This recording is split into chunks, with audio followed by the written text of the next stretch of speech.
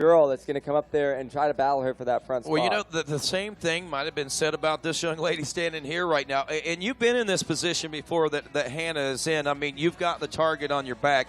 It's good to be where you're at in that position, but, man, when the competition starts coming, it gets a little thick sometimes, huh? Oh, definitely. I mean, I've definitely had that target on my back a lot, and I think a lot of good things with Hannah is her being so light. That's why she can get out front early, you know, and I had to deal with that with Ashley, but you just got to push it that extra little bit to get up and pass her. All righty, the revs are up, the gate is down, and Moto 2 for the women amateur 12+ is underway. Hannah Hodges out front with the hole shot, picking up $100 from Bell Helmets. But we had a couple of Yamahas right up there in the mix as well. Hannah Hodges out front early in this one. Grabbing that early lead, and that spells disaster quite likely for the rest of the field as they try to get it sorted out. Back behind her right now. Looks like, was that the 41 that we saw there? Danielle Gergaletti, I think, getting off to a great start here in this second moto. The 44 machine also up there is Kennedy Lutz. Lutz having a great first moto. She finished up in a third-place position, so she's already starting to position herself well, it looks like. Yeah, definitely. That's a good spot to start. Maybe she can keep pushing and lock on with Jordan and maybe move to the front. Back there in that number 3 spot, the number 30, Jordan Jarvis. Now, Jarvis had a DNF in Moto number 1. I didn't really hear what took place out there, but she will be a factor in this second moto and likely the third moto as well. And she could help play spoiler for some of these riders going after championship seconds and thirds and so forth.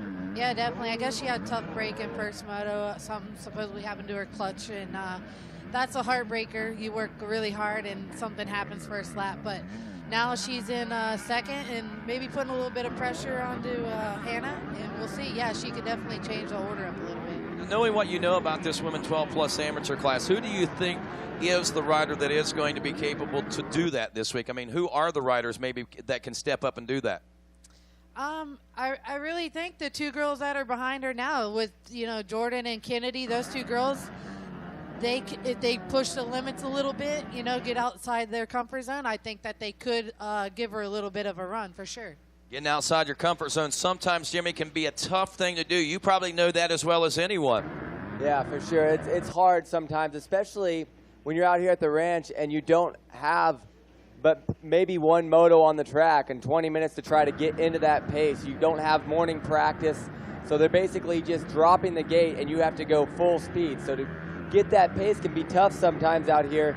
But as we see Jordan Jarvis out there, she's riding a 252 stroke against Hannah Hodges on the 454 stroke. Or is it a 125 two-stroke out there? I believe it is a 125 two-stroke. So Hannah Hodges is on that the 254 stroke, and Jarvis on the 125 two-stroke. That was a great start out there for a 125 two-stroke. But Jessica, I guess we'll ask you this: you've been on everything. You've ridden the 250F out there in the women's class. You've ridden the 250 two-stroke, I believe, as well, and the 125 two-stroke. Tell us a little bit of the differences between those 3 bikes for a girl.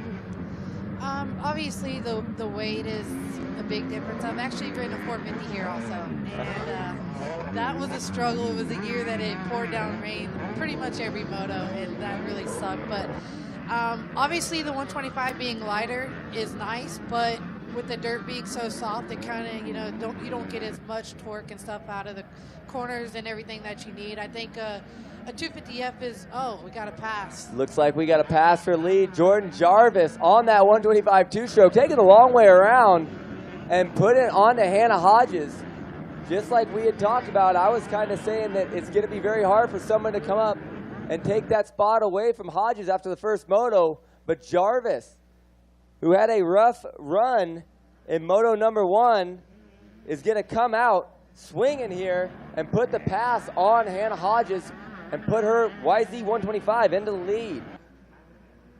But Hodges is definitely not done in this one, is she, Jessica? Oh, definitely not. It's going to be a good race, but Jordan's thinking right now that she had that bad first moto, that there's nothing to lose now, so she's going to go out, try to prove a point, and put it to it. Yeah, DNF in moto number 1, so that's definitely not the way you like to start out the ranch. And that is so tough, too, to get a DNF in this class because there seems to be a pretty big gap in that front group and then on back to the girls that are outside of the top 5.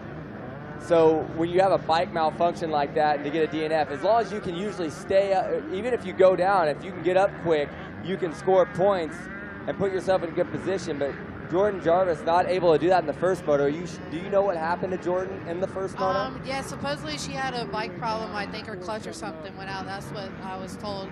So that's a real bummer. That is a real bummer. Everything to gain and nothing to lose. Jordan Jarvis to the front of the pack now as Hodge is settling back into second. And here becomes the question, does Hodge just let Jarvis go ahead and stretch things out? She's got to know that she's not even in it for the championship. She's not really going to be much of a factor. Does she push that envelope, or is this a right for pride thing for these girls? Do they not want to give someone a bit of an edge of confidence heading into the next races?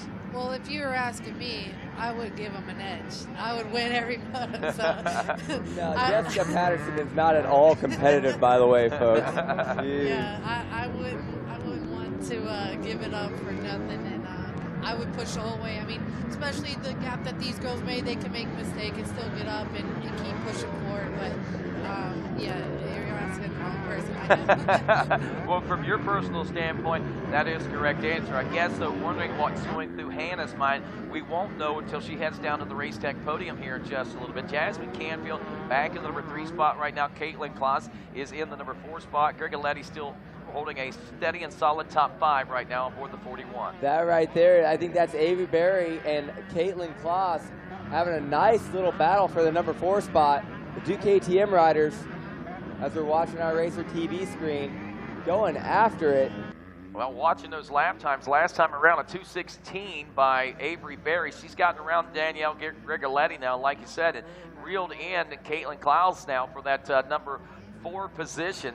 They have about 13 plus seconds between them and the front 3, but at the same time, man, they've got their a great battle going on for 3rd, and this could relate into possibly a 3rd place position overall, maybe even 2nd, depending on how the 3rd motos go. Now, Jessica, we were just talking about the difference between the 250 2-stroke, the 250 4-stroke, and the 125 in this class. And if you do notice, I think our top 3, we have a 125 2-stroke out front, and then a 250 4-stroke with Hannah Hodges, and then Jasmine Canfield, our 2nd place finisher in moto number 1, on the 250 2-stroke. A little bit ironic, huh? Yeah, that is pretty crazy, but I guess it's just the way you ride it and how the track conditions are. Obviously, it'll be a little bit easier on a 250F, but if you can make the 125 work, it's definitely a lot more fun probably and a lot lighter. So. I noticed even like from my point of view in racing, if I had a really good running 250F, I think I would choose that over a 450 at this track. Just because these tight ruts, like you said, the weight of the motorcycle, it doesn't matter how strong you are. Sometimes that weight can just, it can turn into arm pump. It just, too much power can be a bad thing. So for these light women like Jordan Jarvis, I think the 125 2-stroke, obviously not hurting her on the start too bad, is a good idea. Avery Berry has moved into the number 4 spot as she gets around the 76 of Klaus now, and she is motoring her way here toward the finish line. Just a few more turns to go in that one. See that Jamie Austin-Dio is also back there. I think she's working up. Keep an eye on her, and I don't think that Danielle Grigoletti is relinquishing so easily that now 7th place position. You know what? One of my favorite memories of racing at the ranch, watching anyways, when I was an amateur, was watching you and Tara Geiger in 2004, I believe it was. I don't know. We've had a lot of battles. It was the one in the 10 Commandments. Oh, yeah. Yes, yeah. And I was sitting right on the fence right there, and you guys came together. I'm not sure who ended up getting up and winning that one, or if somebody else She did. got it. I ended up falling. So you remember that, don't you? You remember the painful ones. But no, that was such good racing. You know, with Sarah Whitmore, yourself, Sherry Cruz was another rider that was really good back in those days. Even in the earlier, I guess your earlier part of your career, Jackie Hudson, which is now Jackie Short, Andrew's wife. Just so cool to kind of see women's racing evolve. I know you guys had a slump there for a while, but I really feel like after watching that girls 11 through 16 yesterday, that the future is going to be pretty bright for WMX. Oh yeah, like I said, the girls in the little bike class, they're hauling. They're going really good, and I think it is pretty bright. So hopefully they just keep pushing, bringing the talent up, and taking it to the next level. I remember being in that position at one point, and looking up to the bigger girls like this, and wanting to be in that position. So I think with the talent that there's a little bit thicker field in the little girls class, and when they move up, it will be really good. Yeah, and not to forget, when I was naming off those names, obviously Ashley Filik too was another one. There for a while, it was the Geiger-Patterson Filik fight. Really, it was you and Filik, I can remember just dicing it out all the time, man, but every now and then Tara could put it together and challenge you guys up at the front. But I think another thing to ask with you is, are you ever think about coming back and racing soon here at the ranch? Well, to be honest with you, in practice, I was like, I'll never come back. And then the first moto started, I was like, I would like to race, but now I'm to the point where I don't want to race again. So it depends on which day during the week it is, I guess. You know what I'd like to see is you come to the ranch, race the women's plus 12 class, or this is amateur though. You still be able to ride the women's plus 12? Yeah, I guess we were actually figuring out the rule because somebody was asking me the same question, and they said that it had to be 2 years, like we were pro, and I'm far from that now. So I'd like to see that and the plus 30 class. Yeah, actually before I came here, I stopped at the Fox Tower and I was talking to all the guys there, and Ricky was there. So me and Ricky were just kind of bench racing, and somebody said, "Oh, when do y'all think you're gonna come back?" And we kind of looked at each other and we're like, it's too much work. Maybe if you guys didn't take it as serious and we rode maybe once a week and make did it the a 3-lap qualifiers. moto. Yeah, make it short motos. I would think about it. It'd be a 3-lap moto, first moto in the morning with a fresh prep track, right? Yeah, exactly. I want the track meant for me to be out there. At about 65 degrees outside? Yeah, please. Okay, I'm in for that next year as well. If you could schedule it to that, I'll be back. Yes. Well, my brother's racing plus 32, so I'd like you to go out there and just completely smoke it. Oh, I saw him yesterday, and he was actually doing really good. He was. And he blew. I had seen him last night. I said, "You blew it. What were you thinking?" I know, I was up here at the booth, and there was some good racing going on out front. I'm just looking at him like, oh my gosh, he's all the way up. I think he just passed into 8th or 9th place and dropped it. But, man, it's so cool to watch all of us who were on the pro circuit for a while, mechanics, racers, whatever, now back at the ranch having a good time. But out front still, Jordan Jarvis on that 125 two-stroke, ripping up. She's making it look easy out there. When coming into this one, I was saying it's going to be tough finding anybody to beat Hannah Hodges just because of what I saw in Moto number 1. Obviously, we didn't see the number 30. We did not see the number 30 out there. So Jordan Jarvis and Hannah Hodges keeping her well within check. Only a 3-second gap last time around. It looks like it might even be smaller than that as they're getting ready to come across the stripe. I've been watching this last lap of racing. Jarvis has been cutting her way through that lap traffic, but at the same time, it has dropped her down from like the 2:06 range to a 2:09, so she's lost somewhere in the neighborhood of about 3 seconds. Hodges a 1.5 seconds to a second, so she's now actually gained a little bit of time to where she's 2.4 seconds behind. That was pushing nearly 4 seconds a lap or so ago, so things are starting to tighten up, and we may see this race develop for the first place position and the battle come down to the check. Ooh. Hannah Hodges going down, just kind of got a little bit on the top side of that rut and didn't have the lean angle she needed and popped over a little bit of a high side. But after that rain yesterday, we know these ruts are going to be deep, so these girls, they're going to have to be on their toes balancing that bike out so they don't make mistakes like that. But Jordan Jarvis. Yeah, that right there gave Jarvis all the breathing room I think she's going to need.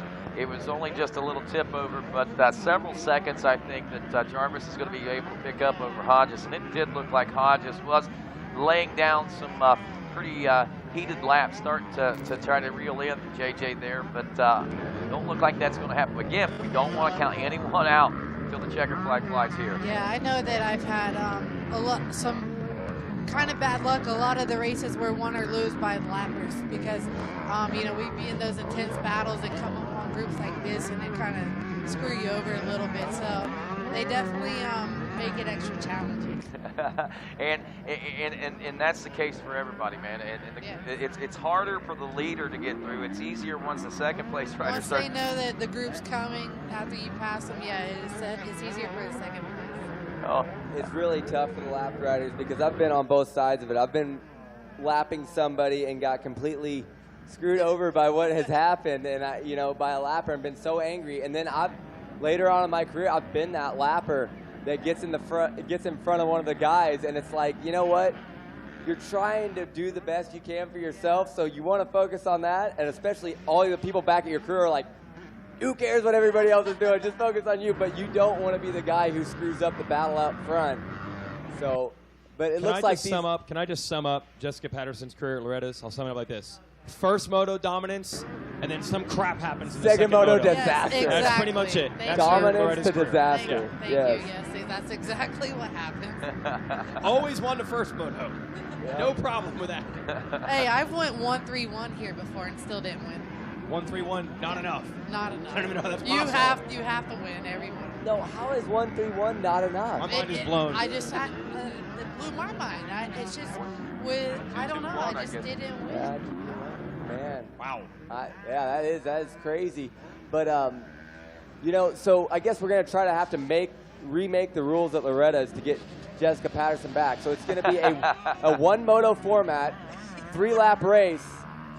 And we thought about doing it at early on in the morning, but we want to be able to sleep in. So we're gonna have a little night track set up that's going to be about a 30-second lap time. What would be pretty good is maybe after the 50 races. After the 50 races, yes. Yes, but the track would be perfect. I guess, you're from down in the Florida area, so you're used to the heat. So the heat midday summer heat won't be too bad for us. So yeah, 3-lap race right after the 50s.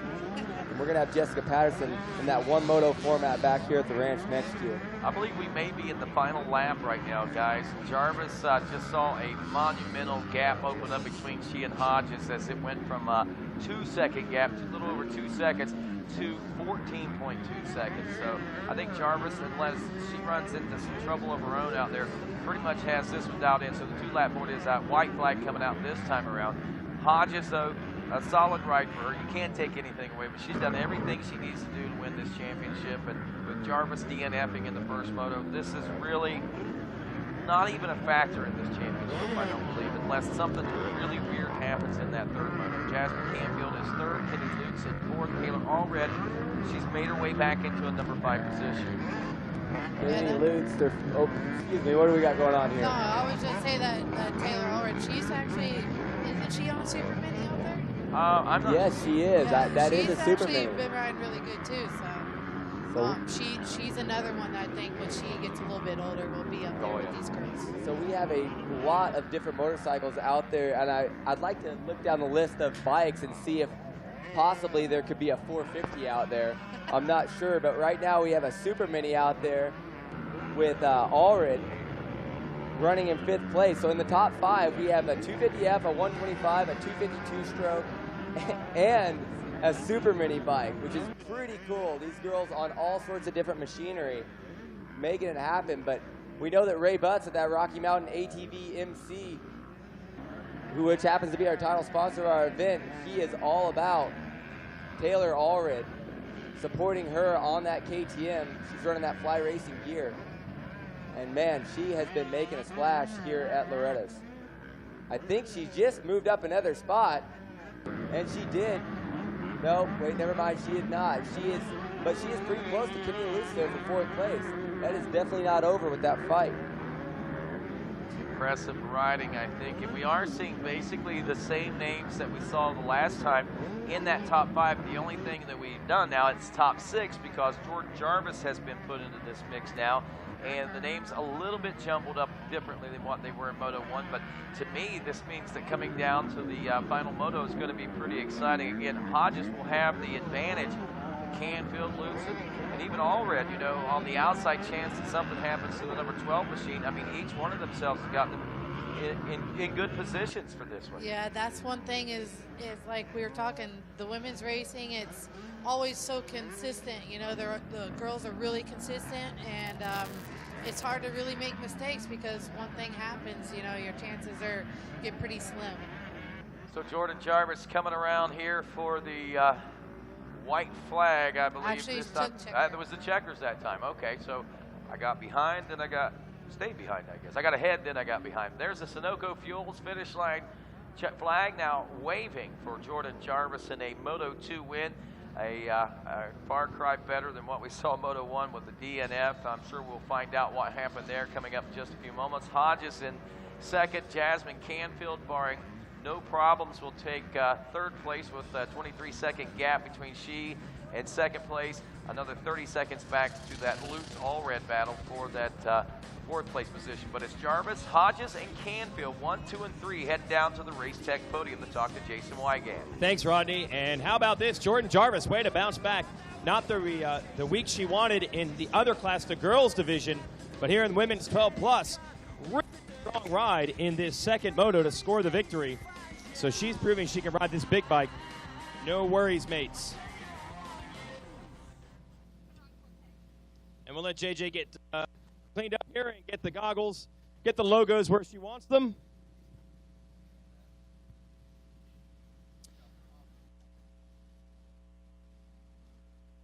A way to bounce back here at midweek, really turning it up, and a great ride, and a moto win for Jordan Jarvis. Well, I know you weren't super pumped on how it was going in the girls' class. This has got to feel good. Redemption here. Yeah, it feels really good. I've had a lot of bad luck here this week, and I'm really happy to turn it around with first place. Was this the goal coming into this class as you're transitioning to the bigger bikes? Do you like moto wins are where I want to be, or are you exceeding your expectations? Moto wins are definitely where I wanted to be. Yeah. So this one feels good. Yes, sir. Who do you want to thank? Yamaha, Triangle Cycles, Fox, FMF, EVR, EVO, Monster Army, Scott, Dunlop, Atlas, Hilo, Promoto Billet, Traction, especially my mom and dad and Dana Pelletier. Everyone, thank you so much. I couldn't have done this without you. Here she is back on top with the gold medal, Jordan Jarvis.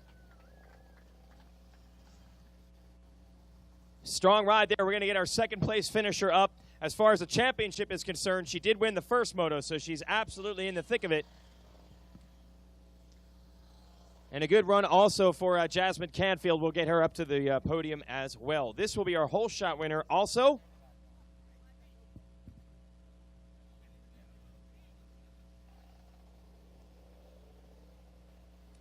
You can take the whole shot check, and I'll give you the silver. Well, not a moto win, but absolutely good for the championship. Sitting on a 1-2. Let's hear it for Hannah Hodges. Big crowd noise there. All right, Hannah, take me through that moto. We saw a little tip over there. How was it going before that? Yeah, it was all right. I was riding kind of tight. Had a big crash yesterday in B class, so just trying to ride smart so I can get the championship in this class. But nothing away from Jordan. She was riding really good, and just a small mistake, and we'll figure it out for the next one. Who do you want to thank, Hannah? Lord Jesus Christ, keep me safe. My mom and dad, Monster Energy, Team Green Kawasaki, Toilet Designs, Alpine Star, Scott, Dunlop, Renthal, Ethica, Stance, my mechanic Jake, everyone at MTF, and anyone else I forgot. Thank you very much. There it is, folks. Second place, Hannah Hodges. And Jasmine Canfield hung on for third in that one. Pretty fun to see Canfield and Jarvis and Hannah Hodges all in the same class. Back out. Been fun to watch. Here is the bronze medal for Jasmine Canfield. How'd that one go for you? I got off to a decent start. Second corner, my back brakes went out completely. Wasn't able to charge the corners the way I wanted, but I still had a great time out there. I couldn't thank all my amazing sponsors for helping me out with everything. Bell Helmets, Yamaha, FMF, Alpine Star, Fly Racing, Astric Knee Braces, Hinson Clutches, Triangle Cycles, just everyone. Thank you guys so much. There it is, third place, Jasmine Canfield. That's going to do it for